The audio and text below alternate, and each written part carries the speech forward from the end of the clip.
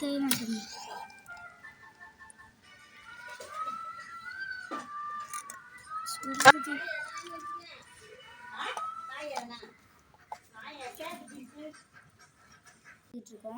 எண்ணெய் ஊற்றிக்கலாம்.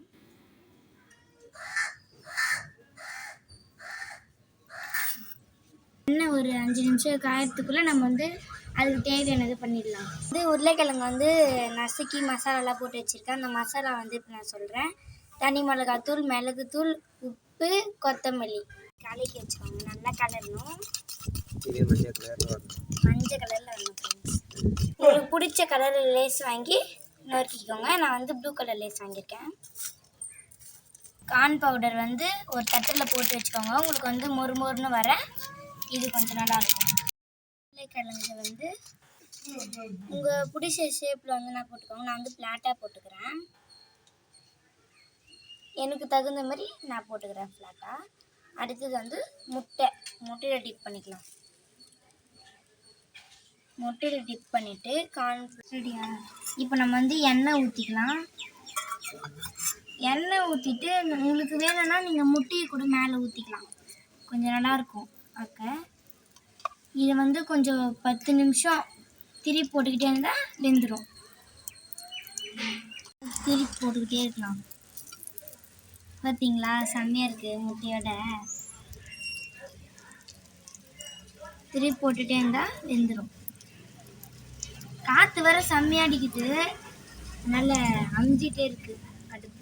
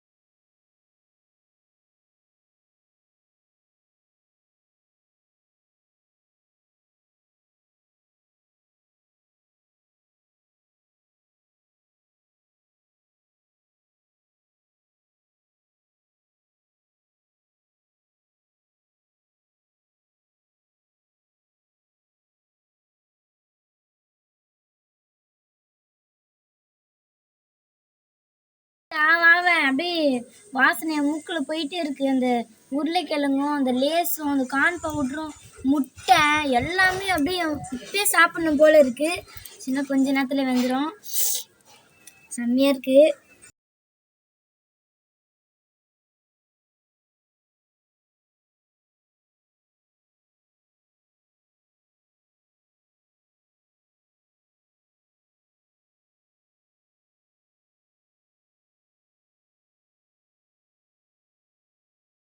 டெக்கரேஷன் கொஞ்சம்